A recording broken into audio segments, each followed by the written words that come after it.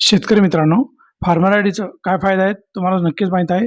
याच्या आधी आपण व्हिडिओ देखील टाकला होता, ज्याच्यामध्ये फार्मर आयडी कशासाठी वापरू शकता आणि ते कसं काढायचं याच्याबद्दल आपण पूर्ण माहिती दिली होती. भरपूर शेतकऱ्यांचा आता फार्मर आयडी काढून झालेला आहे. आता पॉईंट आहे हे कुठं वापरायचं. तर आत्ताच आपल्या खरीपचं पीक विमा जे चालू होणार आहे, त्याच्यामध्ये हा फार्मर आयडी कंपल्सरी लागणार आहे. आणि अशाच सरकारच्या जे काही शेतकऱ्यांसाठी योजना येतात, त्या प्रत्येकामध्ये हा फार्मर आयडी नक्कीच लागत असतो. सध्या तुम्हाला हे पीक विमा भरण्यासाठी नक्कीच लागेल आता. आणि तो कसा ट्रॅक करायचा. भरपूर लोकांनी आता रजिस्ट्रेशन केलं आहे, पण पुढील स्टेप काय, त्यांना फार्मर आयडी किंवा फार्मर कार्ड कसं मिळणार. तर लक्षात घ्या, फार्मर कार्ड लगेच मिळणार नाहीये. त्याचा अजून फॉर्मॅट तयार झालेला नाहीये. त्याची पीडीएफ कशी असणार किंवा कार्ड कसं असणार. सध्या तरी फक्त फार्मर आयडी सेंट्रल आयडी तयार झाला आहे. तो कसा चेक करायचा, तर याच्यासाठी तुम्हाला याच्या ऑफिशियल वेबसाईटला व्हिजिट करायचं आहे, जिथे तुम्ही फार्मर आयडी काढलं होतं.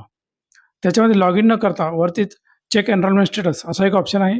त्याला क्लिक केल्याबरोबर तुम्हाला एनरोलमेंट नंबर आणि आधार नंबर असे 2 ऑप्शन दिसतील. तुमच्याकडे एनरोलमेंट नंबर असेल तर तो टाकू शकता. आधार नंबर तुमच्या प्रत्येकाकडे असतोच.